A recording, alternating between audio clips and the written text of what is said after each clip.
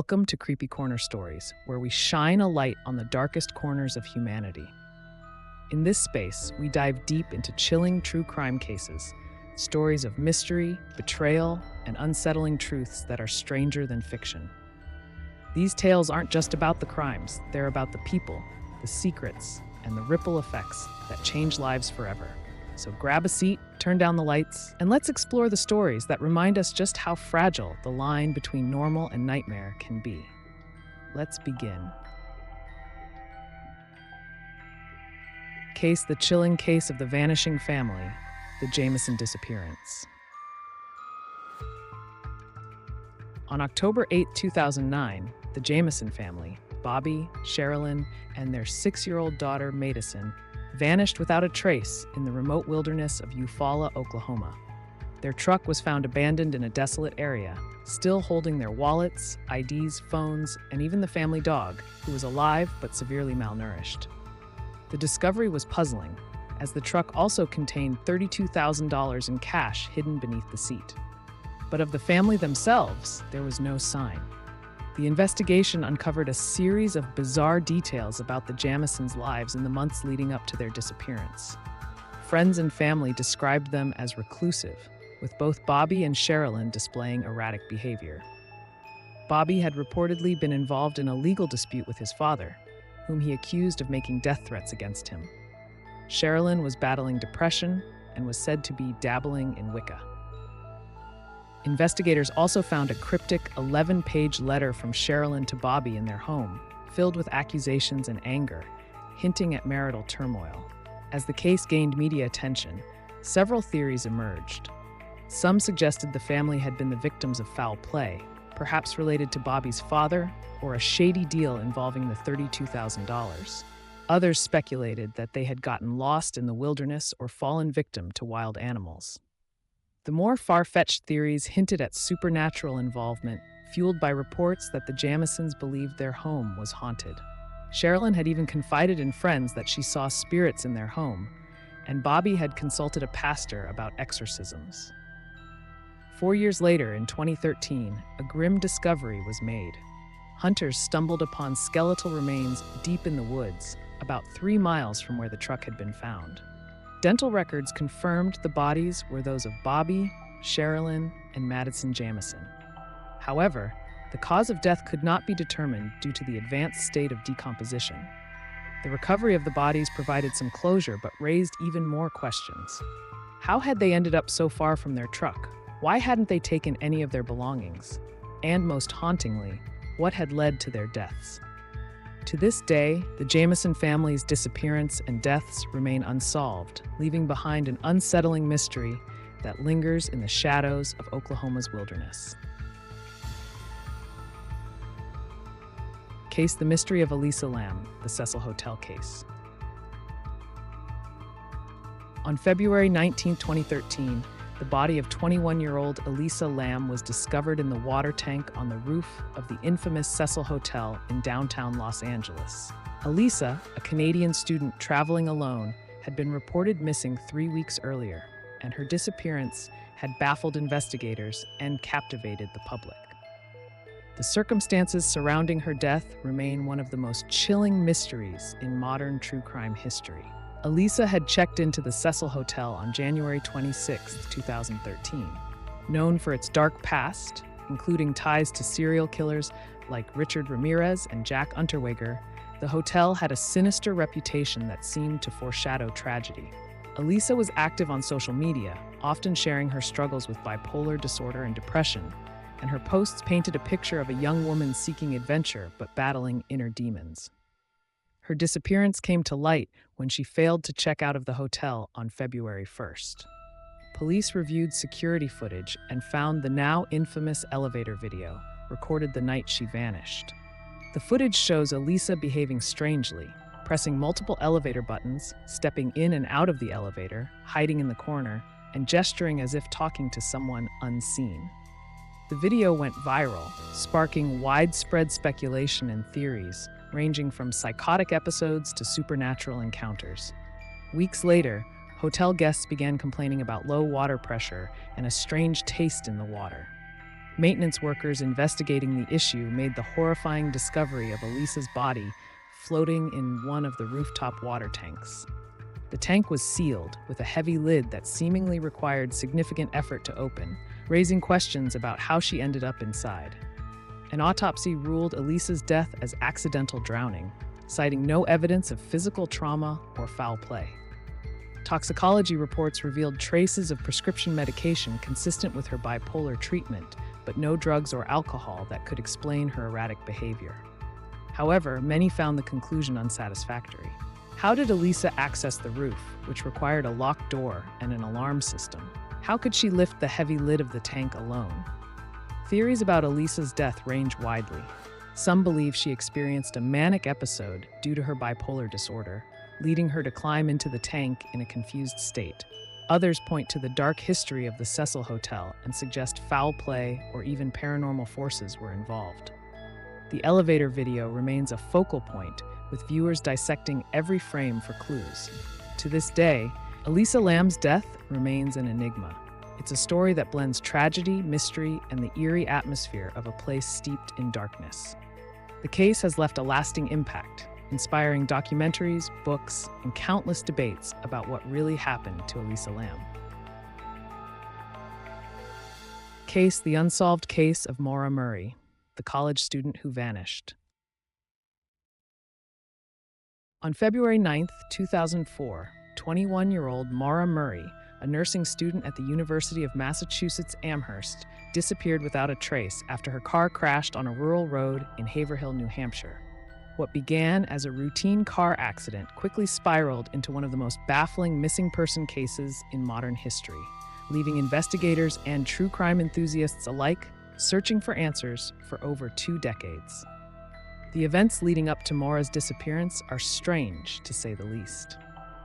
A few days before she vanished, Maura lied to her professors, claiming there was a death in her family, and emailed them to explain why she needed to leave campus. She then packed her belongings, including textbooks, toiletries, and clothing, into her car. On the afternoon of February 9th, Maura withdrew $280 from an ATM and purchased alcohol from a nearby liquor store. She left no explanation for where she was going or why. Later that evening, Maura's car was found crashed and stuck in a snowbank along Route 112 in Haverhill. A local resident who lived nearby noticed the accident and called 911, while another neighbor briefly spoke to Maura, offering help. Maura declined, saying she had already called roadside assistance, though no such call was ever confirmed. When police arrived at the scene, Maura was gone. There were no footprints in the snow leading away from the car, and all of her belongings, including the alcohol, maps, and gloves, were still inside. The investigation into Maura's disappearance revealed a series of odd clues, but no definitive answers. In her dorm room, police found a printed email indicating relationship troubles with her boyfriend, but nothing that suggested she planned to disappear. Surveillance footage from the ATM and liquor store confirmed she was alone during her final known movements. Despite extensive searches of the surrounding woods, rivers, and nearby properties, there was no trace of Maura, no footprints, no phone activity, and no sightings. Speculation about what happened to Maura runs the gamut. Some believe she staged her disappearance to start a new life, citing the mysterious email to her professors and her packed belongings. Others think she was the victim of foul play, possibly abducted after leaving the crash site. Another theory is that Maura succumbed to the harsh winter conditions and died of exposure, with her remains hidden by the dense wilderness. Adding to the intrigue are the countless unconfirmed sightings and tips over the years, many of which have led nowhere. Her family continues to advocate for answers, but the case remains unsolved. The disappearance of Maura Murray is a haunting reminder of how quickly someone can vanish and how unanswered questions can linger for years. Whether she met with foul play, ran from her past, or succumbed to the elements, Maura's case continues to baffle investigators and captivate the true crime community. Case: The Strange Disappearance of Brianna Maitland. On March 19, 2004, 17-year-old Brianna Maitland vanished under mysterious circumstances in Montgomery, Vermont. Her abandoned car was found backed into the side of an old abandoned farmhouse, its rear bumper lodged into the building as if it had been intentionally crashed. The eerie sight, combined with the absence of Brianna, quickly turned the case into one of the most perplexing, unsolved disappearances in recent history. Brianna had been living independently after leaving high school, but was still in close contact with her family. On the evening of March 19th, she finished her shift at the Black Lantern Inn, a restaurant where she worked as a dishwasher. She told her coworkers she was heading home to get some rest before her second job the next day. However, Brianna never made it home. The next day, her car, a 1985 Oldsmobile sedan, was discovered in a strange and ominous state. It was backed into the side of an abandoned farmhouse about a mile from her workplace. The scene was unsettling. One of her car's headlights was broken, and her belongings, including 2 uncashed paychecks, her wallet, and some loose items, were still inside the car. Witnesses later reported seeing the car at the location the night before, but no one saw Brianna. Initially, investigators considered that Brianna may have run away or staged her disappearance, as she had been living independently and had experienced some personal struggles. However, her family and friends vehemently denied this theory, insisting she would never voluntarily leave without contacting someone. The investigation quickly shifted to potential foul play. As investigators delved into Brianna's life, they uncovered troubling details. In the weeks leading up to her disappearance, Brianna had reportedly been involved in a physical altercation with another young woman, who allegedly harbored a grudge against her. Some speculated that this altercation might be linked to her disappearance.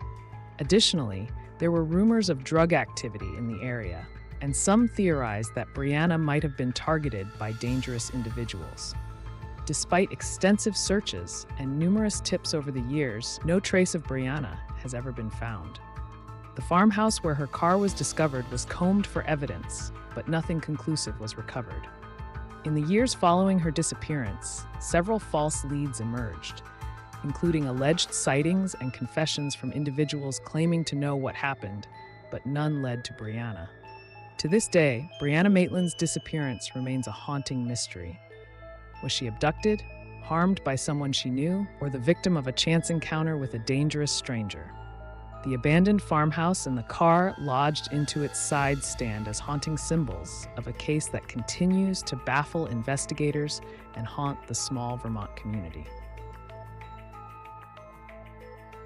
Case: the unsolved murders of the Villisca Axe family. On the night of June 9, 1912, in the quiet town of Villisca, Iowa, 8 people, 6 members of the Moore family and 2 young guests, were brutally murdered with an axe inside their home. Over a century later, the Villisca Axe murders remain one of the most chilling, unsolved cases in American history, shrouded in mystery and speculation. The Moore family, consisting of Josiah Moore, his wife Sarah, and their 4 children, Herman, Catherine, Boyd, and Paul, were well-respected members of the community. On the night of the murders, Catherine had invited 2 friends, Lena and Ina Stillinger, to stay overnight after attending a local church event. The group returned home around 10 p.m., and neighbors later reported seeing the lights in the house go dark shortly after. By the morning of June 10th, the normally bustling Moore household was eerily silent. A concerned neighbor, Mary Peckham, noticed no activity and alerted a relative of the family.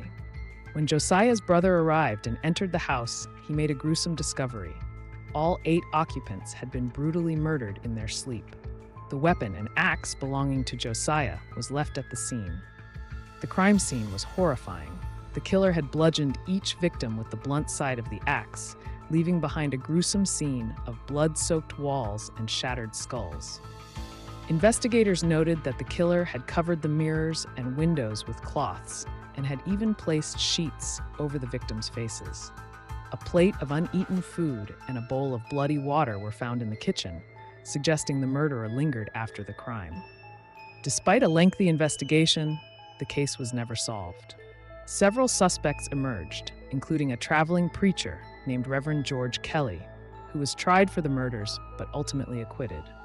Another theory implicated a local businessman who had a grudge against Josiah Moore.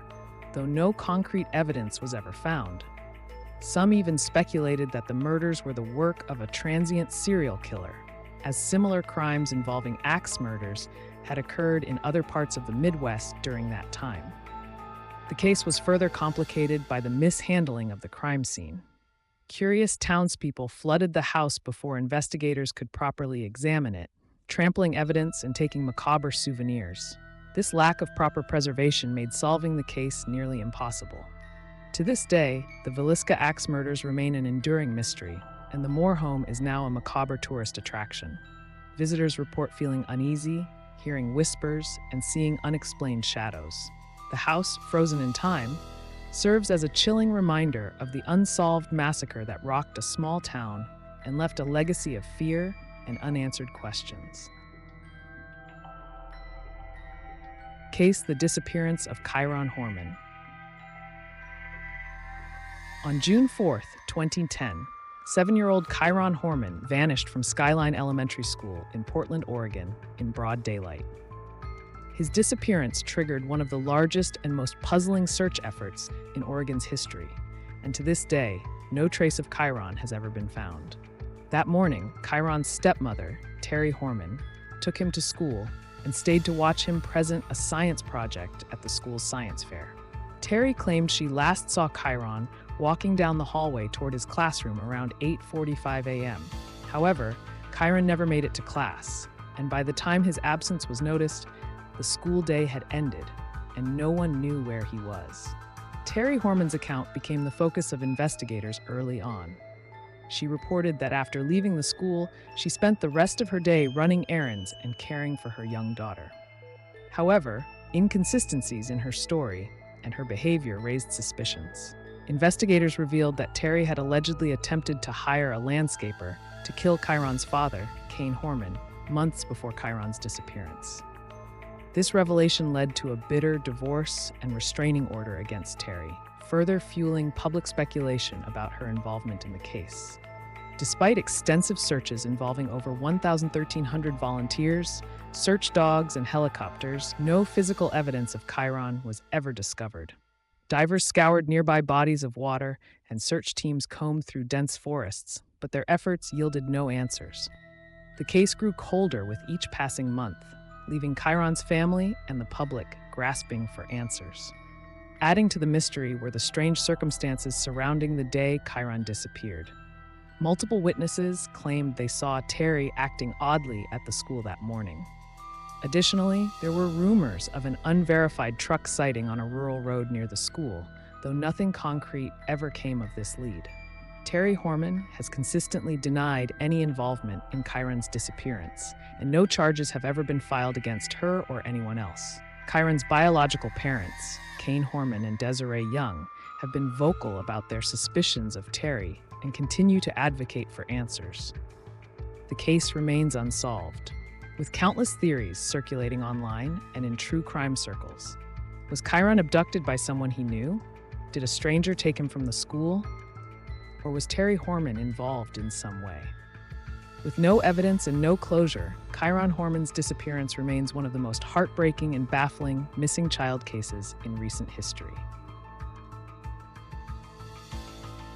Case: the Hinterkaifeck murders. In March 1922, a gruesome and baffling crime shocked the small Bavarian farmstead of Hinterkaifeck in Germany. 6 people were brutally murdered with a mattock, a type of pickaxe, inside their home. The case remains one of the most infamous unsolved mysteries in German history, chilling investigators and true crime enthusiasts to this day. The victims included farmer Andreas Gruber, his wife Cecilia, their widowed daughter Victoria, Victoria's 2 children, 7-year-old Cecilia and 2-year-old Joseph, and their maid, Maria Baumgartner, who had started working for the family just hours before the murders. What makes this case even more unsettling are the strange events that occurred in the days leading up to the massacre. Andreas Gruber had reportedly told neighbors about hearing footsteps in the attic and finding unfamiliar footprints in the snow leading toward the house, but not away from it. The family also noticed strange occurrences, such as missing keys and noises at night. Despite these ominous signs, they did not leave the farm or alert authorities. On the night of March 31st, 1922, the killer lured the family members one by one into the barn, where they were struck down with the mattock. After killing the 4 family members, the murderer entered the house and killed the maid and young Joseph as they slept. The crime scene was discovered 4 days later when concerned neighbors visited the farm, noticing the family's absence and the silence around the usually active property.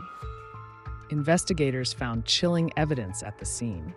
The killer had stayed in the house for several days after the murders, eating food, lighting fires, and even feeding the livestock. The bodies were stacked in the barn and covered with hay, while the 2 victims in the house were covered with blankets. Despite an extensive investigation and over 100 suspects questioned, no arrests were ever made. Several theories have emerged over the years. Some speculated that the killer was a disgruntled neighbor or someone with a personal grudge against the Gruber family. Others suggested it could have been Victoria's estranged husband, who was rumored to have died in World War I, but whose body was never confirmed. There was also speculation about a family member being involved, as Andreas was known to be abusive and had a rumored incestuous relationship with Victoria. The Hinterkaifeck murders remain unsolved, with no definitive leads or evidence pointing to a culprit. The farm was demolished a year after the crime, but the haunting tale of the unspeakable violence and the mysterious events surrounding it continues to captivate and terrify. And that brings us to the end of this chilling story, a case that remains unsolved, leaving behind unanswered questions, shattered lives, and a community forever haunted by what happened. True crime isn't just about the mystery or the gruesome details. It's about remembering the victims, honoring their stories, and seeking justice, even if it feels elusive. Thank you for joining me today on this journey into the dark and unsettling corners of the human experience. Stay safe, stay curious, and never stop seeking the truth.